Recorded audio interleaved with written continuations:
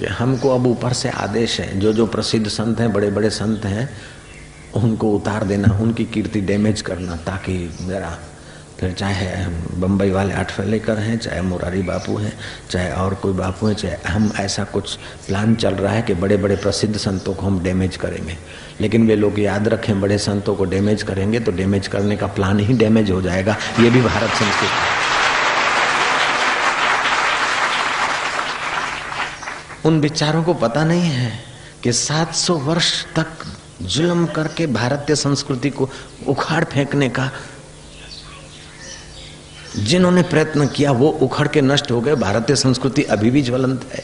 200 वर्ष अंग्रेजों ने ईसाईयत का अंधाधुंधी प्रचार करके भारतीय संस्कृति को छिन्न भिन्न करना चाहा, फिर भी भारतीय संस्कृति चमक रही है। तो तुम डैमेज क्या कर सकोगे, तुम्हारा बाप क्या कर सकता है। हरि ओम ओम ओम ओम,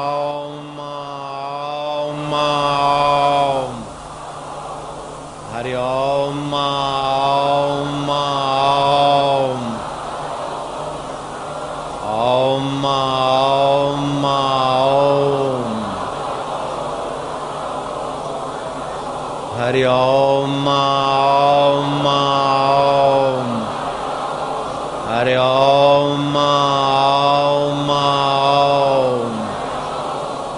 जुल्म हुए, लेकिन सज्जन जप का, ध्यान का, ईश्वर का सहारा लेकर इन जुल्मियों को से किनारे हो गए, अथवा जुल्मियों को कोनी मार के आसमान के तारे दिखा दिए। और सज्जन तो मुक्ति पद पे चल रहे थे, चल रहे हैं और चलते रहेंगे। उनको मिटा सके ये दुर्जनों में दम नहीं। और सच्चे संतों के हृदय में तो सांप के लिए भी प्रेम होता है। सच्चे संतों के और संतों के साधकों के हृदय में तो सबकी भलाई होती है। लेकिन कोई साधकों को गुमराह करे अथवा संतों को कोई कुप्रचार का शिकार बनाकर संतों को परेशान करे, तो संत भीतर से तो परेशान नहीं होते। बाहर से जीसस को भले डैमेज करके क्रॉस पे चढ़ा दिया, लेकिन जीसस को भी करोड़ों लोग जानते। सुकरात पर इल्जाम लगाकर उसको जहर दे दिया, फिर भी सुकरात को मिटा नहीं सके। मंसूर को बेचारे को फांसूली चढ़ा दिया, फिर भी मंसूर को मिटा नहीं सके। इन ब्रह्मवेताओं को मिटा सके ये जमाने में दम नहीं। उनसे जमाना है, जमाने से वो नहीं। ये तो महापुरुषों से और महापुरुषों के प्यारों से अत्याचार और अन्याय होता चला आया है। लेकिन वो महापुरुष और महापुरुषों के प्यारे भीतर से बड़े मजबूत होते हैं। उनको हिला दे और उनकी श्रद्धा तोड़ के उनको नास्तिक बना दे, ऐसा प्लानिंग करने वाले सोच रहे हैं, लेकिन संभव नहीं है। जयराम जी की न जाने क्या क्या। भगवान बुद्ध के लिए 2-2 राज्य लगे थे कि बुद्ध की कीर्ति नष्ट कर देंगे, बुद्ध को हम उखाड़ के फेंक देंगे। वो उखड़ के न जाने कौन से नरक में जलते होंगे। बुद्ध तो अभी भी पूजे जाते हैं और आदर से माने जाते हैं। सावश्री नगरी में वैश्या को हायर कर लिया, बाय कर लिया, और उसकी सहेलियां, वैश्या और वैश्या की सहेलियां चली जाती थी जेतवन में। पास में जैसे ये अहमदाबाद और रामनगर, ऐसे जेतवन में बुद्ध रहते थे। सुबह को वैश्या और उसकी सहेलियां आती। सावश्री नगरी के प्लानिंग करने वाले जानबूझ के उन वैश्याओं से पूछते थे, क्यों, क्या बात है, आजकल यहाँ सिटी में नहीं रहती हो, सावश्री नगरी में? बोले, हम तो जेतवन में जाती हैं, रात भर बुद्ध को रति सुख कराती हैं, बुद्ध के पलंग पर रहती हैं, बुद्ध के बिस्तर पर रहती हैं। और फिर बुद्ध जैसा बड़ा ग्राहक मिल गया तो छोटी फुटकर ग्राहकी कौन करेगा? है ऐसा है? बोले हाँ ऐसा है। वो ऐरे गहरे नथु खैरे तो सच मानकर बुद्ध से थोड़ा किनारा करने लगे और निंदकों की टोली बढ़ गई। आखिर अच्छे अच्छे साधक भी हिलने लगे। अब जो सचमुच में बुद्ध से लाभान्वित होते थे वो समझते कि ये सच कहती या झूठ कहती ये पता नहीं, बोल रही है सत्य जैसा, लेकिन बात समझ में नहीं आती। बुद्ध से हमको ज्ञान मिल रहा है, बुद्ध से हमको शांति मिल रही है, वो तो करुणा अवतार जैसे लगते हैं। हमारा अनुभव सच्चा कि 2 पैसे की बात करने वाली, 2 पैसे का धंधा करने वाली बाई का बात सच्चा। ऐसे कुछ लोग जो थे जबरदस्त बुद्ध के प्रति आदर करते रहे। आखिर निंदकों ने प्लानिंग किया, हवा उड़ाई कि सत्तावार तपास करो, कायदेसर की जांच करवाओ। कायदेसर की जांच करवाना किसको है कि जांच करने वाले भी वो निंदकों के आदमी और जांच करवाने का आवाज उठाने वाले भी वही। किसी भी लड़की को, किसी भी माई को 50-100 रुपया दो, एफिडेविट के लिए सिग्नेचर कर देगी। एक नहीं 1000 एफिडेविट बना लो अथवा ऐसे ही फुसला लो, क्या फर्क पड़ता है। कैसे भी आदमी के लिए कुछ भी बकना है अथवा कुछ भी अफवाह उड़ाना है तो ये आसान है, लेकिन अफवाह उड़ाने का जो पाप लगता है उसका बदला भोगना बड़ा कठिन है।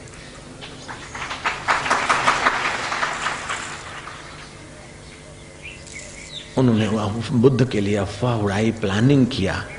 आखिर प्लानिंग ऐसा ठोस किया क्योंकि 2 राज्य, 2 राजा और उनके मंत्री और उनके सारे कारोबार करने वाले लगे थे, 2 मिशनरी बुद्ध के प्रभाव क्षीण करने के लिए। बुद्ध को आसमान के तारे दिखा देंगे। सत्तावार जांच किया जाए, जांच का आदेश मिल गया।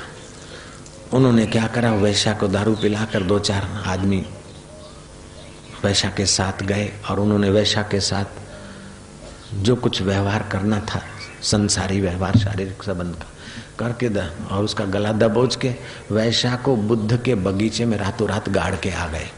और सुबह वहां रेड पड़ी, माल मुद्दा सहित बुद्ध के बगीचे से वैश्या की लाश निकली। उन्होंने घोषणा कर दी कि बुद्ध ने अपना पाप छुपाने के लिए वैश्या के साथ जो कुछ करना था कर आके उनके शिष्यों ने और वैश्या को मार के गाड़ दिया। फिर तो जो सचमुच में मानने वाले थे उनका दिल भी बोले ये तो माल मुद्दा मळ्या हवे शू, वो भी बिखर गए थोड़े बहुत। ये भी जो सचमुच में पक्के सत शिष्य थे वो बिखरे नहीं। और उन सत शिष्यों ने जो प्रचार का झंडा उठाया कि अभी भी भारत में नहीं लेकिन चीन में और जापान में भी बुद्ध के लाखों शिष्य हैं, बुद्धिज्म फैला है। तो हमारा किसी व्यक्ति से, किसी पार्टी से, किसी संप्रदाय से, किसी मत पंथ से, किसी से हमारा विरोध नहीं है। हमारी हजारों लाखों कैसेटों में आप जांच करें, हमारा किसी से विरोध नहीं। फिर भी कोई हमको विरोध का निशाना बनाकर करता है तो हम यही प्रार्थना करेंगे भगवान उसको सद्बुद्धि दे, नहीं तो फिर वो जाने और साधक जाने। जय राम जी। नारायण नारायण नारायण नारायण। पता नहीं कि साधक तिलक करके अगर एक माला भी करके बैठ जाएंगे रोज के, एक माला केवल, गुरु को दक्षिणा नहीं देते और कुछ नहीं देते तो गुरु का दैवी कार्य और विकसित हो और विकसित हो। बस वही जप करे, मेरे गुरुदेव का नाम लेके मेरे गुरुदेव का दैवी कार्य और विकसित हो, मेरे गुरुदेव का दैवी कार्य और विकसित हो। बस एक माला करेंगे तो इस अभी जो है इससे 10 गुना देखते देखते हो जाएगा। ये भी सुन लेना।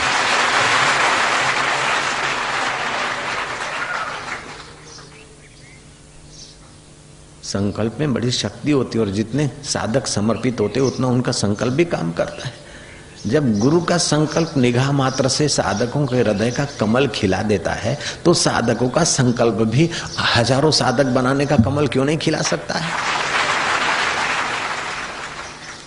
गुरु पूनम की दक्षिणा यही है कि एक गुरु भाई कम से कम और 2 गुरु भाई बना ले तो कितने हो जाएंगे?